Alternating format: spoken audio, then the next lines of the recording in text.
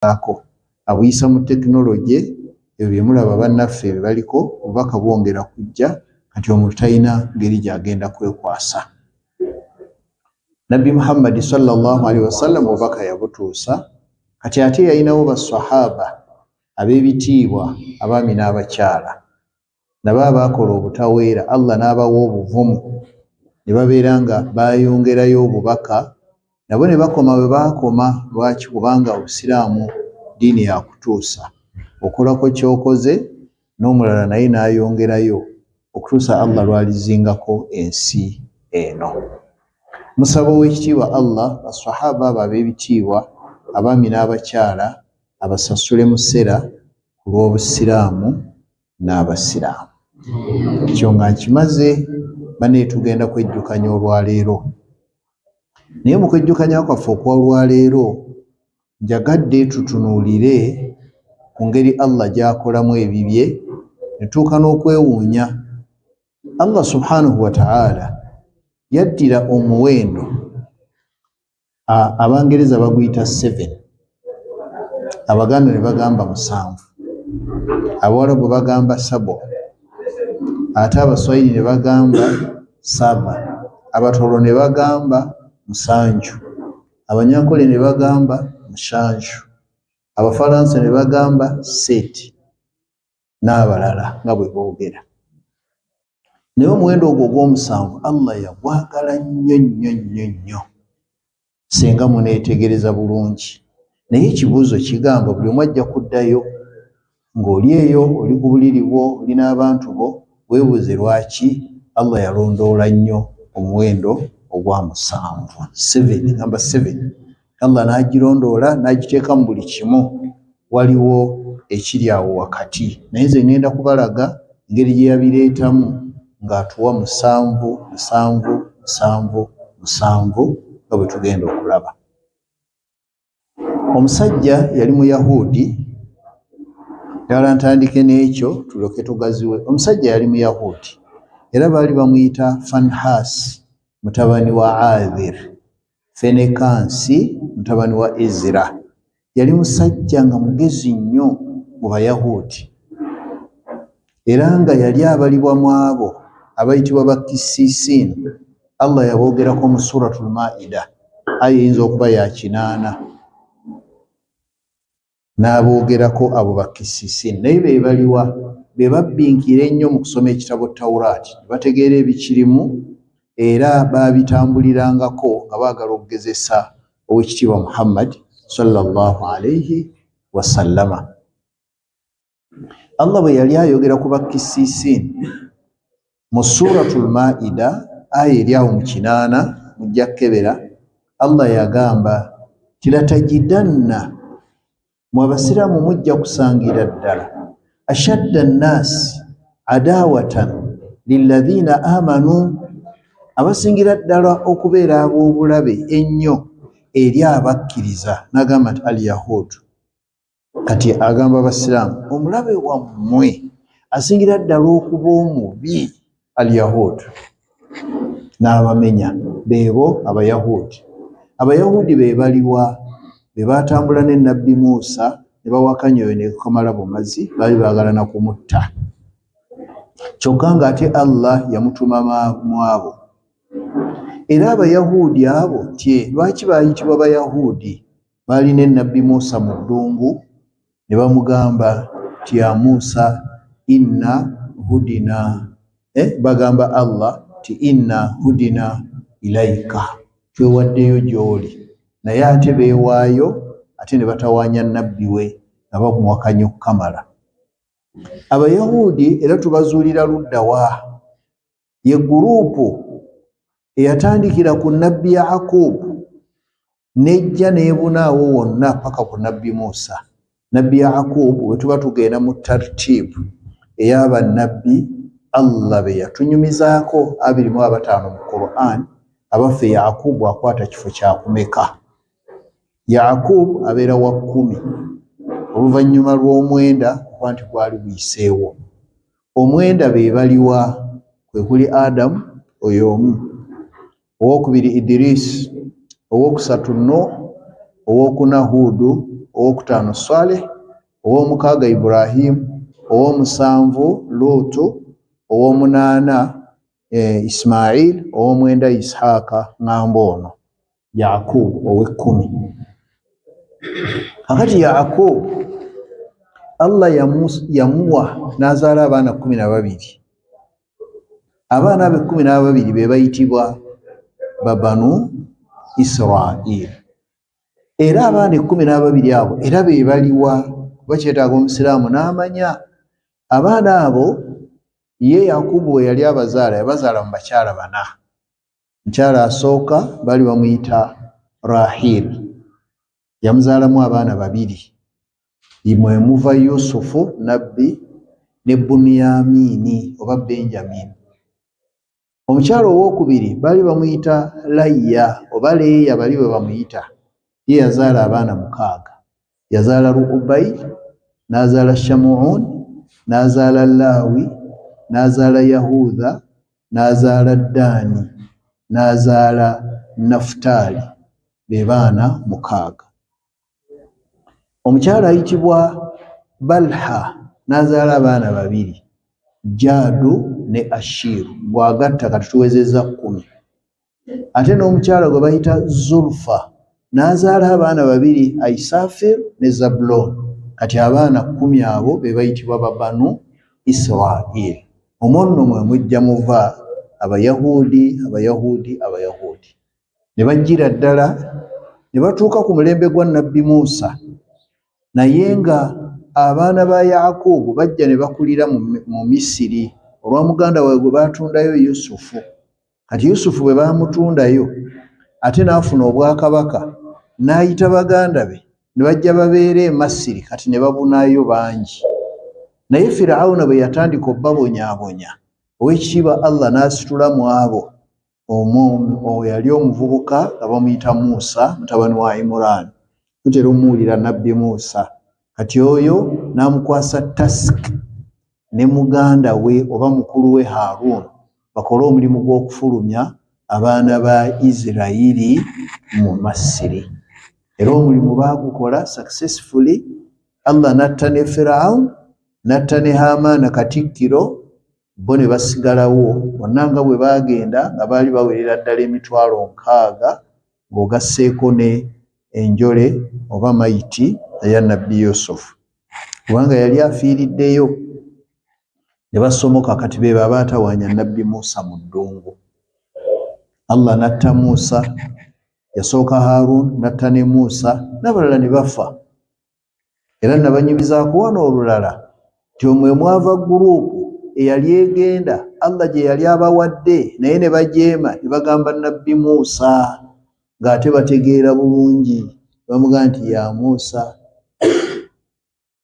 inna fiha qauman jabbarin, otugamba ogendeeyo nti Allah atuwaddeyo naye waliyo abasajja bakiwaji omwali Goliaasi, wa inna lan nadkhulaha, tetujja kuyingira mu kitundu ekyo maadaamu fiha, ebbanga lye banaamalanga bwe bali abo. Musa n'abagamba bannange Allah atusiimidde eri twavuddeyo ng'akasajja katutawaanya akasse atufundidde we tugenda. Ne bagamba nti Musa tutuleetako olunderebu, oba owulira ng'oyagala nnyo tugende, kale kola bw'oti, idhhab anta wa rabbuka faqaatila inna haahuna qaaidun, gwe ne Katondawo atuwadde ekifo ekyo, akati mwe mugende musiitaane n'abo abasajja, munaamala okubajjayo olwo ffe tujja kuyingira. Fa in yakhruju minha fa inna dakhilun, bwe banaavaayo nga ffe tukola ki?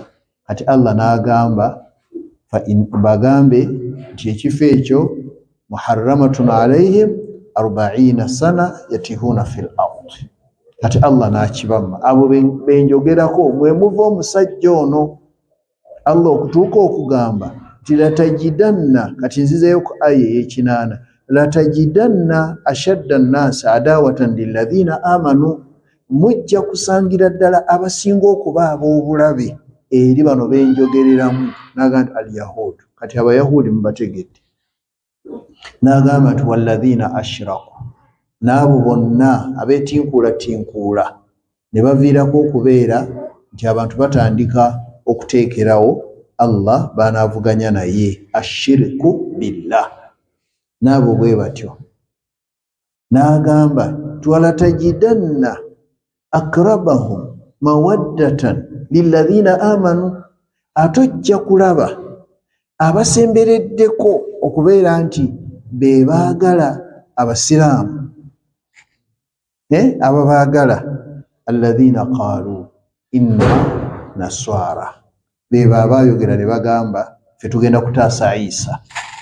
Dhalika bi annahum, abo bakyogera olw'okubanga minhum kisisiina, olw'okubanga mu bo mwalimu abasajja ababbinkidde ennyo okutegeera ekitabo Tawuraati. Wa annahum la yastakbiruuna, era abo bba bafaanana bwe batyo.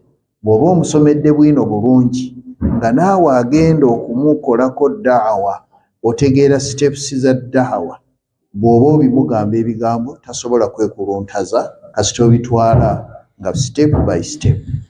Awo Allah yaboogerako mu suratu Al-Maida aya kyemmanyi 8 oba 82, naye mujja kukeberawo. Kati mwe muva omusajja ono gwe bayita Fanhas mutabani wa Adhir, ali mu bakisisiina, yali musajja nga w'amaanyi nnyo ku nzikiriza eyo. Yatambula mpola n'agenda wali Nabbi Muhammad sallallahu alaihi wasallam, kw'okakasiza oba kwe baakakasizanga ti omuntu oyo tannaba kusiramuka, kasa yagambanga nti ya Muhammad, owange gwe Muhammad. Era omusajja bwe yagenda wali, ate Nabbi ye yali abaagala nnyo kubanga kye yali akola kye bayita da'awa.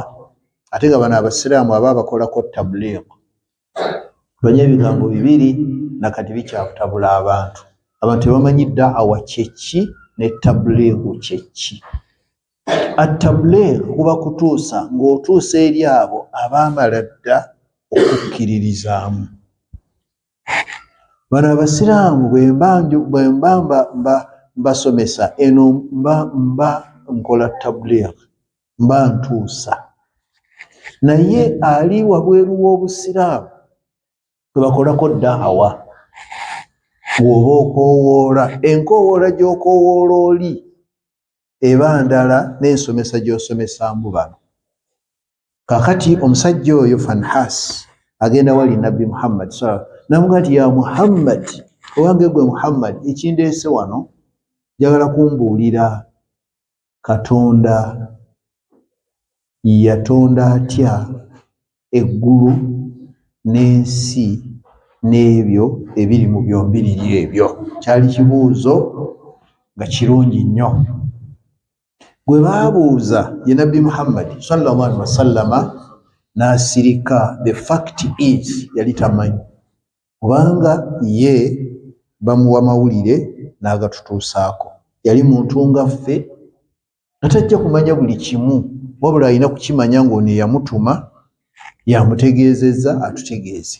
Kibayita obwannabi, abeera informed naye n'atuwa information. Buli nabbi yenna yasomanga aweereza. Mutegedde kye ngamba? Asoma naye n'akola ki? N'asomesa. Kati awo wennyini nga nabbi asiriikiridde ng'era talina kyamanyi bikwatagana ne Allah okutonda ensi n'okutonda eggulu n'ebyo ebirimu. Mu kusiriikirira kwe nabbi yakolanga bw'ati: bannange, bw'oba oyagala obuteebaka, please face tunuulira nze. Abatunula wansi beebaka. Wetunuulira nze demonstrating nga buli kimu okiraba. Kati nabbi atunula wansi, yali nkola ye nga tamala gaddamu. Bamubuuza ekibuuzo olw'okubanga talina information, ate omulimu gwakola gwani? Gwa Allah. Tali nga ffe bakubuuza n'oddamu.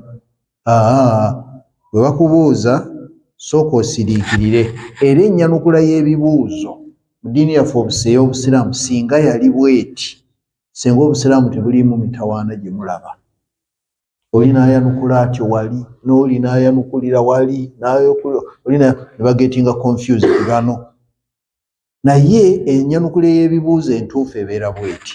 Kati nga nze bwe nzija wano ne mumbuuza ebibuuzo ne mbiteeka ku lupapula ne ŋŋenda ntuule ne bannange tunoonyereze ku bibuuzo ebyo ansa ze bambuuzizza Busega ebibuuzo bye bambuuzizza bannange mwe mwina ndowooza ki ne nzija wano ne mbagamba ku kino bwe mwabuuza kyali bwe kiti kituyamba ki nti omulala gw'oyagala ogenda obuuze twali naye netufuna ansa ki tajja kuleeta kirala naye abantu oluusi baanukula n'okwanukula n'agamba nti biki akwanukula bikyabijjawa just because abantu tebali organized abantu baagala answer there and then yemunaakoma okuzaagala there and then etujja okukoma okubeera nga tutabuka. It should be nti bw'obuuza ekibuuzo nga bakiwandiika nga mugenga ŋŋenda nga mbuuza ne kuba nange nga tuvaayo ne answer ng'eriki egenda okubayamba eyandibadde proper way. Kati nabbi bwe yabuuzibwanga ekibuuzo ng'atunula ku ttaka kubanga ye asuubira agenda omuleetera ansa n'atunula waggulu naye yatunula emirundi 3 nga talaba Jibuliiru n'atunula wano n'awanika amaaso naye bwe yatunula bw'ati wansi agenda okulaba nga Jibuliiru azze. Jibuliiru bwe yajja ate nga ye yamulaba ono tamulaba ekyo Allah yali yakimuwa kyasobola okulaba Jibuliiru ne banyumya ng'ono ali wano tategedde n'amuwa information nga boogera naye ng'ono alinda ansa naye nga tamanyi nti bano bawaya ng'ono amusomesa era Jibuliiru yamugamba nti ya Muhammad Allah wantumye bakubuuzizza ku kino na kino naye oyo akubuuzizza muddemu bw'oti. Era bwe yabanga atandika okuddamu yagamba ng'ono amubuuzizza kyowange Fanhasi kozi wabuuzizza ki akiddemu alyoka amuwe ansa. Fanhasi n'addamu n'amubuuza nga bwe nabagambye nabbi n'amugamba sallallahu alaihi wasallam Jibuliiru azze wano n'aŋŋamba ti ku ebyo by'ombuuzizza biri bwe biti ne bwe biti. Ndowooza olaba nabbi bw'abeera tabeera nga ffe. Omuganda yatuuka okwogera n'agamba nti ndi mugezi nga mubuulire. Omuntu agamba nti ndi mugezi naye nga bakoze eki bamubuulidde bubuulizi. Kati Jibuliiru baamalanga mubuulira n'atuusa kubanga ye Rasul mubaka atumiddwa okukola omulimu gwani ogwa Allah subhanahu wa ta'ala. Kati amugamba ti Jibuliiru azze n'aŋŋamba bw'ati ti inna Allaha tabaraka wa ta'ala khalaqa al-arda yatonda ensi fi yawmayn n'agitonda mu nnaku mmeka 2 n'amugamba yawmul ahad olunaku olw'essande wa yawmul ithnain n'olunaku olw'ebbalaza. Naawe nkusaba okikwate. Inna Allaha tabaraka wa ta'ala amugamba nti mazima ddala bino Jibuliiru byaŋŋambye nti Allah ajjudde emikisa ate nga wakitiibwa nnyo wa waggulu nnyo. Khalaqa al-arda ate nga ziri 7 yatonda ensi fi yawmayn mu nnaku mmeka 2 yawmul ahad olunaku lwe tuyita olw'essande wano ewaffe wa yawmul ithnain n'olunaku lwe tuyita olw'ebbalaza. Looza mukikutte. N'agamba nti wa khalaqa as-samawati ate n'atonda amagulu 7 fi yawmayn era mu nnaku mmeka 2. Njagala naawe tutambule ffenna ng'ogatta ezo kati ennaku 4. N'amugamba ti yawmu thulathai wa yawmul arbiai olunaku lwe tuyita olw'okubiri n'olunaku lwe tuyita olw'okusatu. Tuli ffenna. N'amugamba thumma khalaqa al-jibala oluvannyuma n'atonda ensozi. fanaswaba al-jibala ala al-ardi n'asimba kulinga okuteeka ensozi ku nsi ng'atuma bamalaika naye ng'ensozi yatonda mu lunaku ki yawmul khamis olunaku lwe tuyita olw'okuna.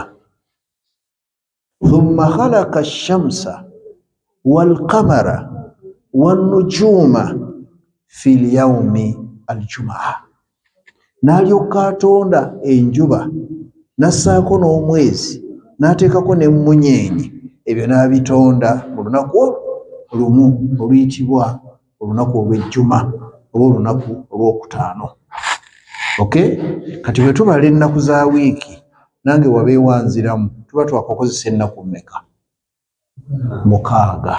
Ennaku ezo 6 ate nga Ibnu Abbas radiyallahu anhuma yagamba inna Allaha tabaraka wa ta'ala, mbakakasa ndi mazima ddala Allah weyajjudde emikisa ate nga wawaggulu nnyo, ja'ala ayyama dunya, yaddira ensi eno zetutambulirako mu nsi, ennaku zetutambulirako mu nsi, taduuru ala 7, nga zeetooloolera ku 7. Kati 6 guweddeko esigadde ki? Naye nabbi nga yakamala sallallahu alaihi wasallam nga yakamala okwogera nti yatonda enjuba n'omwezi n'emmunyeenye ku lunaku namba 6 lwe tuyita yaumul jumaa, ono ye yabuukira nabbi n'amugamba nti thumma maadha, kiki ekyaddako? Akyamuse kuba ono abyogedde. N'amugamba thumma maadha, ki ekyaddako? Nabbi n'amugamba nti thumma stawa ala al-arsh, oluvannyuma yatebenkera ku arshi ye. Omuyahudi n'agamba ya Muhammad law qulta, senga ogambye nti thumma staraha, oluvannyuma n'awummula. Nabbi n'ateeka emitaafu mu kyenyi olw'okubanga oyo yali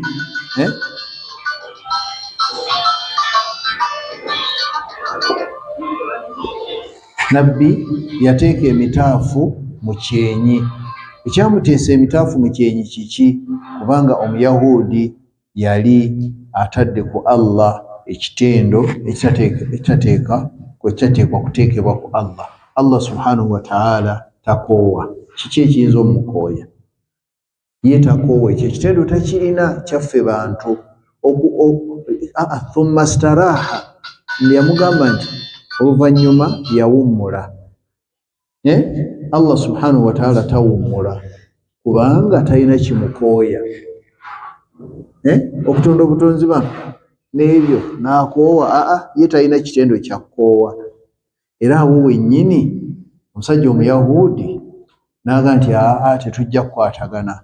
Allah kwe kussa aya ziri 2 bwemujja zinoonya, emu esangibwa mu suratu Qaf, biseera Allah we yagambira walaqad khalaqna as-samawati wal arda wama bainahuma fi 6 ayyamin wama massana min lugubi. Natonda eggulu n'ensi n'ebyo ebirimu mu nnaku 6, naye saakoowa ng'oyo bw'abadde agamba. Era n'agamba nti afa ayina bil khalqi al-awwal bal hum fi labsin min khalqin jadid. Abo Abayahudi balowooza nti olutondo olwasooka nakoowa. Bo be babuusabuusa nti sisobola kuzzaawo bitonde nga bwe nabitonda. Sajja Finehasi n'asituka n'aga nti ya Muhammad, obyogedde naye nze ndi mukulembeze. Simala gakyuka, n'atambula n'agenda. Kakati bwe tutunuulira awo kawe nkubuulidde, Allah yali amaze okutulaga nti eggulu yatonda 7. Gwe ne bw'obanga tosobola galaba, gwe kkiriza nti amagulu gali ameka? N'ensi eno, ensi zino ziri 7. Tutandikire ku ekyo, tugambe nti Allah yalondoola 7. Ensi ziri 7 era Allah azoogera lunye, n'amagulu gali 7 era Allah akyogera lunye, n'omubaka yakyogera. Ekyo number 1. Kakati Allah subhanahu wa ta'ala era n'akikola ng'alondoola 7, n'agamba nabbi we Muhammad sallallahu alaihi wasallam nti okusaala musaala, naye gwe nkulagira n'abantu bo obeere nga muvunnamira ku biyungo 7. Era gwavunnama bw'olabanga nga asaala bw'olabanga nga ovunnamye, naye ebiyungo ne bitawera 7 nga byonna biri ku ttaka, omanyanga nti olwo obuvunnama si lutuufu. Nabbi yayogera ati, yagamba nti umirtu, nalagirwa an asjuda, okubeera nga nvunnama ala sab'ati ahdan, nga nvunamira ku biyungo 7. Okay, ebiyungo ebyo 7 n'agamba aljubha, tunulena sira mate mutunudde wansi, n'agamba nti aljubha wano kino kye bayita jubha, kino kyekyenyi kiteekwa okukoona wansi, wal anf n'ennyindo, ekyo kiyitibwa ekiyungo kimu. Bw'oba ovunamye kano katooka wansi n'eno neekoonawo. Bw'oba onoonya sigida oyinza obutavunama bulungi olw'ensonga anoonya sigida ng'agyesibyeko bagirabe nti asaala, ajja kuwanika omutwe bw'ati, kano ke kaba kagendawo. Era ojja kulaba ng'ennyindo tekyakola ki, oluvunama lukyamu, oteekwa okubeera nga ka wano n'ennyindo nga byonna biriwa. Lwe luvunama olutuufu si luno olw'okusitula n'okukuuta omutwe awo ng'onoonya sigida, si kyekituufu. Oluvunama lubeera nga wano wakutte wansi nga n'ennyindo eno kweri, kasita olaba nga biri wansi, olwo oluvunama. Kati ekyo ekiyungo kimu. Awo ng'onoonya sigida, si kyekituufu. Oluvunama lubeera nga wano wakutte wansi nga n'ennyindo eno kweri, kasita olaba nga biri wansi, olwo oluvunama. Kati ekyo ekiyungo kimu. Ekyokubiri n'agamba nti walyadayini oba walkaffaini, naye tugamba emikono, n'emikono gyombiriri ebibatu bikuttewa wansi. Kati ebyo ebiyungo 3, naye nga yamugamba kuvunamira ku biyungo 7. N'agamba nti warukubataini, n'amaviivi gombiriri, kati ebyo 5. N'agamba nti walqadamaini oba wa atrafu qadamaini, na buno obugere buno obwa amagulu 2. Okay, byebiyungo 7. Era Allah lwaki bwe tuba tuvunamira ku biyungo 7, ekira teekawo akabuuza, naawe ogenda onoonyereze, nze ekyange nkirina naye njagala lwe nadda mbeere nga nzija nga naawe ovaamu ekigambo ombuulire lwaki Allah yavunamira 7. Era Allah subhanahu wa ta'ala era n'akikola.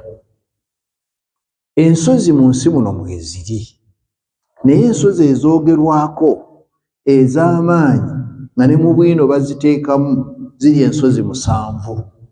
Olusooka Jabal At-Tuuri, olusozi abantu lwe beesibako ne balutuuma erinnya erya Sinai, ng'ate erinnya ly'olusozi liki Tuuri, lusangibwa mu katundu ke bayita Sinai mu nsi gye bayita Misiri. Ate mu ngeri endala baluyita Jabalu Musa, olusozi lwani olwa Musa kwe yayogereranga ne Allah subhanahu wa ta'ala. Olwo lumu. Olusozi olwokubiri luyitibwa As-Safa, n'olusozi olwokusatu luyitibwa Al-Marwa. Ezo mmeka? 3. Olusozi olulala baluyita Jabalur Rahma, olusangibwa mu Makka naye mu kitundu ekiyitibwa Arafa oba mu lusenyi Arafa. Olusozi olwo abantu batera okugendayo n'okululinnyako ne balulinnyako. Lwaki olusozi olwo lwa muwendo? Bannaffe ababiri abaasooka mu nsi, Adamu ne Hawaa alayhim assalaam, awo we baasisinkana ne barealizinga nti beeryazaamaanyizza okukola Allah kye yabagaana abajje mu jjana. Ne batunuuligana, ng'omu aliko fuuti 6, omulala aliko 3, akoma mu kiwato ky'ono, bombi ne bawanika emikono kaala ne bagamba rabbana, ayi omulezi waffe, zalamna anfusana, tweryazaamaanyizza tukirabye, tukirealize, wa in lam taghfir lana, singa onoba totusonyiye ku kino kye tulabyeko, watarhamna, ate era n'otusaasira, lanakunanna, nuni tawkid, lanakunanna min alkhasirin, tuteekwa kufaafaaganirwa. Baluyita Jabalu Rahma. Ekibuuzo kijja erimu, ezo ensozi mmeka? Ezo ensozi mmeka? 4. Olusozi olwokutaano baluyita Jabalu Nur. Jabalu An-Nur luli Makka, kilometers 5 okuva mu Makka ng'odda e Yaman. mu kilomita z'ettaano olwo olusozi lwe luliko n'empuku gye bayita Ghaaru Hiraa. Nabbi sallallahu alaihi wasallama mwe yafunira obubaka. Ku lusozi olwo kwe kuli empuku. Empuku kyekifo omuntu alinnye bw'ati ku lusozi n'afuna ate ekinnya n'akkayaati n'ayingira eyo bayita empuku. Olinnya ku lusozi ate n'okkayo n'olyokka ofuna kye bayita empuku. Awo nabbi we yafunira obubaka sallallahu alaihi wasallama, obubaka obwali bugamba iqra bismi rabbika alladhi khalaqa al-insana min 'alaq iqra wa rabbuka al-akram alladhi 'allama bil qalami. Eyo aya yakuna 'allama al-insana ma lam ya'lam. Ezo ensozi mmeka? Ensozi ezo ziri ttaano. Kati wabawo olusozi olwo luyita Jabal Uhud, olusozi olwaliko ensi ttaano wakati w'abamushirikuun na abasiraamu al-muslimuun. Olusozi olulala baluyita Jabalu Rummaat, Jabalu Rummaat, olusozi olwaliko olutalo Kafungulankete. Nabbi kwe yateeka abasajja bavubuka 50 nga bakulemberwa Abdullah ibn Jubair, Khalid ibn Walid, bano ne bajeemera ekiragiro kya Nabbi n'attako 10 kashi. Ana gaali gasse wano nago ne bagattira wano, oli yatta 10 wali nagana ne bagattira wano, bonna 50 teri ya survivinga. Kuba Nabbi yabagamba tuwangudde oba tuwanguddwa teri kukka. Olw'okuba mu nniya yaabwe baali bazze nga baagala minyago, bwe baagirengera ne bakka, baali bawedde ne babakoonera wali ne babakoonera wano. Y'ensonga lwaki obusiraamu mu lutalo olwo lwafiirwa abantu 7. Twali kujeemera Nabbi Muhammad sallallahu alaihi wasallam. Ensozi ne tuzimala ensozi mmeka? Nabbi sallallahu alaihi wasallama olw'okubanga yali dokita, yali musawo, bwe yatunula ku ntende gye bayita Ajwa, mwalimu gy'otegeddeko, entende bagiyita Ajwa oba Ajwa al-Madina, entende y'e Madina gye bayita Ajwa. Nabbi yagyogerako n'agamba nti oli bw'ali entende 7 makya ate bwe babuwungeera era n'akoonayo endala mmeka? 7, z'entende 14, naye okuzifuna ziri expensive. Asa Nabbi owulira we yateeka ekintu omanya nti awaawo wakwegendereza. Entende 7 ku makya n'entende 7 nga buzibye oba nga buwungeera, k'oziriira wano oli ne bw'aba yeetenda bulogo tasobola kukuloga ddogo ne likukwata okutuusa lwe buwungeera. Ate bw'oziriira wali nga buwungeedde nga bwe mulaba gye tusalira Magalibi, oli ne bw'aba nga mulogo yeepaaka atya, eddogo terisobola kukukwata paka obudde lwe bukya ku makya. Naye yagamba entende mmeka? 7. Kati olw'okuba ziri expensive, eddogo tulireka ne likola ki? A kilogramu ya Ajwa mu Bawarabu egula okuva ku 50 riyal, riyal 5 gye mitwalo eki ejawa, riyal 5 zezaawona emitwalo emeka. Naye ng'oyinza okubala entende ezirimu, oyinza okubuliira ennaku singa okola 7 ne 7 size 14 naku zo 10 ng'ogwamu ng'ogulandala. Kati awo bw'oba mu kika ky'abavubuka abaagala sente yaabwe ebeere wano, agamba eddogo kalijje, sente zange kanziryemu ekikomando, sijja kutunkana ntende nga yeeriira kikomando nga ly'eddogo likola ki? Liyitawo. Ebyobusiraamu byetaaga bantu nga balabufu. Olabuka nnyo n'okozesa ekintu ekinaakuyamba okusinga kino eky'okukkuta ate ebirala nga bigenda kukola ki?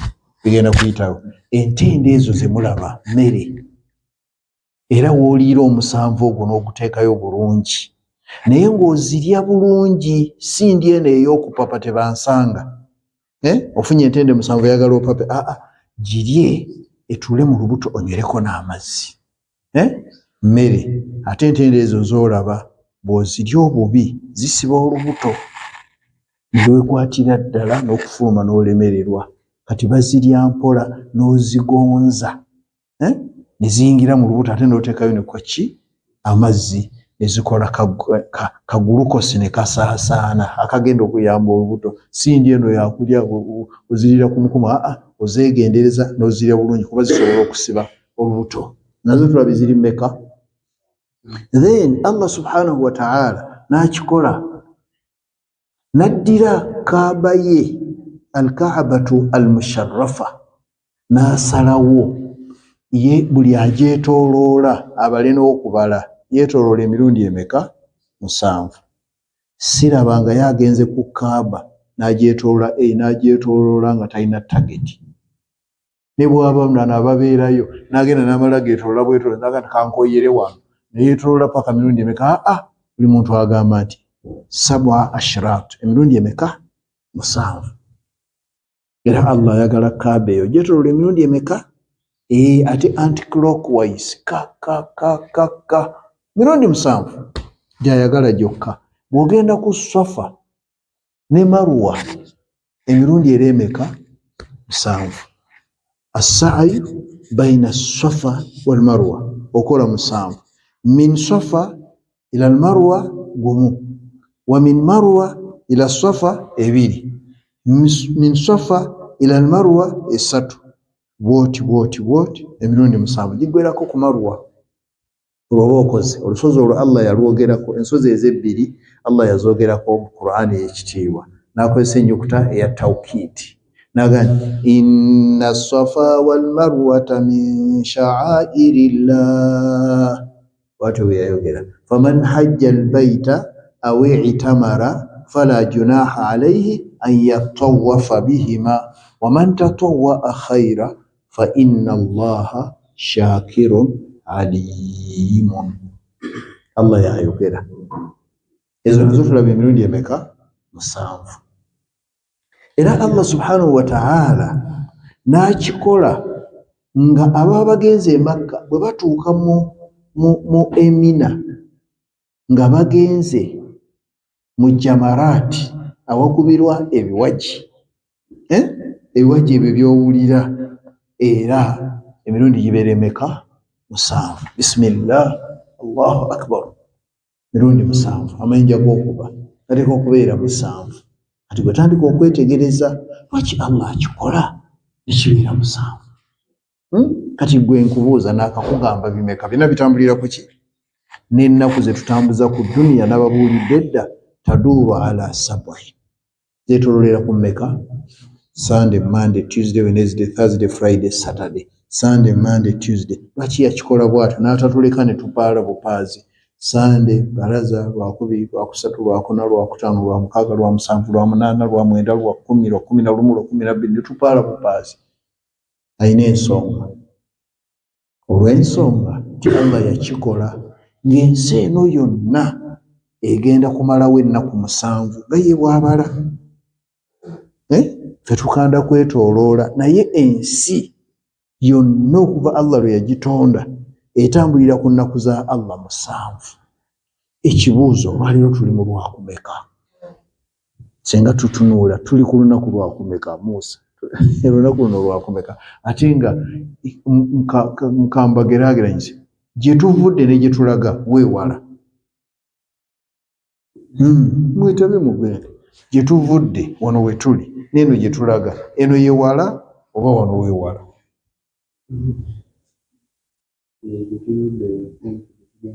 Gye tuvudde, oyo Seeka wange agambye gye tuvudde ewa. Yes, ayina ensonga kubanga ayinza okulaba nga eno obudde bukyali, waliwo ebintu ebirina okujja tebinnajja, ate ensi abantu bongera kujja.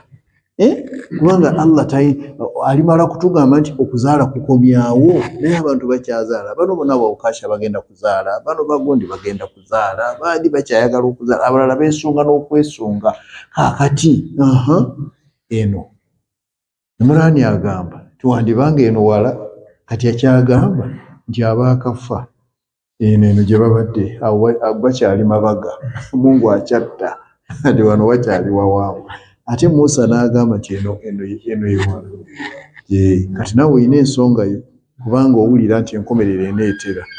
Naye ne Nabbi Muhammad sallallahu alaihi wasallam bwe yabeererawo era yayogera ku nkomerero, era mu byebwe bye yayogera yagamba nti enkomerero weebulirayo keebuzaayo okutuuka keeko Allah ke yayawula wakati w'engalo as-sababa ne al-wusta. Ako mukalaba akakayita kaako ye we yayogereranga nti enkomerero ebuzaayo ako kati wakayita emyaka 10 omubina ezisobamu ali kwako naffe wetuli kakati eno yewa Musa naye abadde n'ensonga ewamma maliriza yetuvudde weegasse ku oyo. Kale naye ffenna katukitwale bwe tutyo nti buli omu asobola okufuna endowooza ye era gifune, naye ekibaddemu kiri kimu nti ennaku za Allah zigenda kubeera mmeka. Kati tuli mu lwakumeka? Lwakuna. Kale bwe tuba tuli mu lwakuna ennaku eziwedde ebulayo mmeka? 3. Aya kakati kiba kitegeeza kati oyo akyogedde agira aguma enkomerero tennaba. Bwe ziba nga zino ziri 4 nga zino ziri 3 ng'abennya baadamu bagenze baani bagenze baani naye bali mu 4 akati ate 3 zino Mungu akyaleeta abo nabo bajja kutunka n'ensi nga ffe tugenze. Kakati ezo nazo ennaku ziri mmeka? Inna Allaha tabaraka wa ta'ala ja'ala ayyama ad-dunya taduru ala 7. Etolera ku nnaku mmeka? 7. Ani n'olwekyo ebyo byonna bw'obitunuulira ekibuuzo kyabadde kimu, ennaku ezo 7 lwaki Allah yazeesibako? Lwaki ziri mmeka? Nabbi agamba sallallahu alaihi wasallam, mukama waffe n'agamba ti kullu mawlud, buli mwana yenna azaalibwa murtahino biaqiqatihi, buli mwana yenna azaalibwa ateekerayo omusingo, ng'omusingo ogwe wa Allah ya aqiqa yemusalirwa, tudhbahu anhu, ebyo ebisolo bisalibwa ku lw'oyo omwana yawma sabi'ihi, nga mubazemu abamuzaala embala kati olwo 1 2 3 4 5 6 7 olw'omusanvu gaba aqiqa yesalibwa. Era n'ayongera agati bwebeeganya yongerako 7 ogende mu 10 na mmeka? 14. Ekiba kiganya teekako 7 ogwokusatu zibeera 2 mu mmeka? Bwe bigaana bw'olifunira obusobozi. Bakakensa ne bagamba ne bw'olaba agamba 7 ogwo omwana ku nnaku 7 lwazibula, ne bagamba nti omwana yazibudde. Okuzibula mu Luganda kiki? Abamanyi Oluganda, omwana wattu omwana yazibudde, azibula ku lunaku namba 7. Bw'aweze 14 n'atunula, naye entunula etali yakutegeera muntu gw'atunulidde aba agira bugiza ati bwe ziwera 21 n'atandika okutambuza emmunye nga bw'agamba nti oyo taata ono maama, n'atandika okwawula. Naye wali gabeera gati nga gw'olaba atunula naye nga tayinza kwawula, naye bwe ziwera 21 baasi kati n'atandika okwawula ng'emmunye etambula n'emanya nti ono gundi n'ono gundi n'ono gundi. Era bannange 7 aqiqa. Era Allah atambulidde ku mmeka? Kati ezo 7 lwaki Allah bw'atyo bw'akikola? Era abasajja ne bagamba nti wamma Allah subhanahu wa ta'ala ne Lailatul Qadiri kwabo abayogera ekyo eyinza obutabeegattako naye nabo baleeta ensonga kyeyava agiteeka awali 7. Era ogenda okulaba wano e Uganda bwe batuuka mu 2 ne bagattako 7 abantu beeteekateeka ebirala ne bwe bayitako agati ezo ennaku oba zigenda zigende, naye luno ekiro ekigezi ate abasinga bakuba mmisi kuba tebamanyi na kubala 27 zeziri, ne yeetegeka ng'ate agenda kukuba mmisi naye ng'oluusi yandibadde yeetegeka bulungi 27 era bagamba mu 7 ogwokusatu mu 7 ogwokumeka kuba omwezi gubeera mu 7 emirundi emeka waliwo 7 asooka ne 7 owokubiri ye 17 ne 7 owokusatu ya 20 era ne bagamba biba 7 kati ebyo byonna gwe sooka obitunuulire lwaki Allah subhanahu wa ta'ala atambulira ku 7 omwezi ogwa Rajabu mwezi gwa 7 tukiziganyiza era abo bagamba nti shahrullah mwezi gwa Allah ogwa Rajabu era Abawarabu kye bakolanga nga baddira omwezi ogw'omusanvu ng'eyo Kaaba gye mulaba bagigula wide open mwezi mulamba mwezi gwa Allah abantu ne bayingiramu naye olwokubanga abantu Katonda yabakola nga banjawulo oli bw'ayingiramu bw'ati n'alabamu zaabu Shaitani neemulinnya kuba ne Makka ebaayo n'aga nti ono zaabu ono eky'obugagga okukiggalira muno n'akwata n'atwala bwe baalabanga obubbi bususse ne bakola ebintu bibiri ne balekera awo okuggulawo n'omulyango ne bagusitula ne baguteeka awo woolaba we guli olwaleero omulyango gwa Kaaba teguli ku levo za fezeno abantu nga bayitiridde okubba ne bagusitula ne baguteeka eno kati okugendayo bateekawo ddaala kati gwe kaba kulaba engeri gy'oteekawo eddaala oyagala genda kukola ki ate ekirala Kaaba tekala naye era baaguteekawo nga bagatomanya omuntu si mwangu kaakati eri eno waggulu bamala kuteekawo ddaala okugendawo okutuukayo naye era omwezi gwa 7 gwe mbadde njogerako mwezi gwa Allah subhanahu wa ta'ala kati n'ebirala naawe n'ogenda obitunuulira 7 ogwo kyembuuza nze lwendidda gwe bw'oba olaba 7 ogwo Allah lwaki akuleeta mwana wattu n'abantu bonna ne baba abagabi baddagala ayinza okujja n'akugamba nti waategedde nti okuwona omusujja ojja kunoga ebikoola 7 eby'omululuuza nabo baagenda era bwe boogera kwata ebikoola 7 eby'omululuuza okole bwoti 7 oyenge era olaba atambulira mu mmeka mu 7 kakati 7 ogwo otyo kyetuliko lwaki Allah subhanahu wa ta'ala yagusaawo lwendidda insha Allah ta'ala naawe njagala onoonye why 7 bavubuka mukole ku research why 7 Musa nyamba ku ekyo genda obuze Google yesewo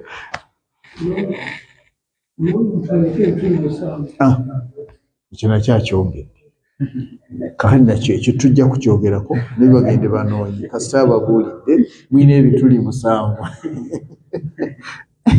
ekyo nakyamaze okukyogera waliwo atwongera why 7 7 ate n'ebirala n'ebisolo byennyini ebyayogerwako eby'amaanyi 7 n'ebinyonyi ebyayogerwako biri 7 akati abanga 7 tukutunuulire nsaba Allah subhanahu wa ta'ala atuwe okutegeera ebigambo bino n'okubikolerako ate n'okubyongerayo eri abalala nabo babeerenga babikolerako era babitegeere kubanga Obusiraamu eddiini yakutuusa nsaba Allah ow'ekitiibwa atwagale naffe tumwagale awo tujja okukoma olwaleero naye mugende mu researching ebibeera abantu abakola research genda naawe onoonyeeko olabe lwaki 7 oyo n'abalala mujja kunoonya n'akabagamba eri nga tuli wabweru